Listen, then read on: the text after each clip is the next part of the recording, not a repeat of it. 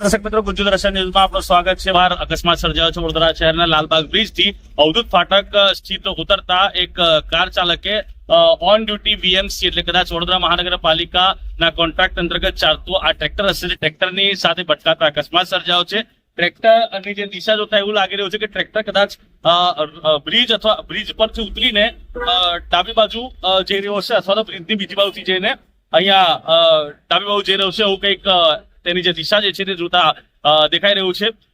સૂત્રો દ્વારા માહિતી એવી મળી રહી છે કે જે કાર ચાલક છે તે નશાની હાલતમાં હોવાની પ્રાથમિક માહિતી છે। અંદરથી કંઈક બોટલ પણ મળી હતી, પણ અહીંયા જે અમુક લોકો આવ્યા હતા તેઓ દ્વારા બોટલ ફેંકી દેવામાં આવી હતી સામેના ગ્રાઉન્ડમાં। હાલ પોલીસ અહીંયા આવી છે, લોકો મોટી સંખ્યામાં ઉમટ્યા છે। કોઈ જાનહાનિ થઈ નથી, પરંતુ સામાન્ય ઈજાઓ જે કાર ચાલક છે તે કાર ચાલકને થઈ છે। કેમેરામેન સચિન ઠાકોર સાથે હું આદિલ પટેલ, ગુજરાત દર્શન, વડોદરા।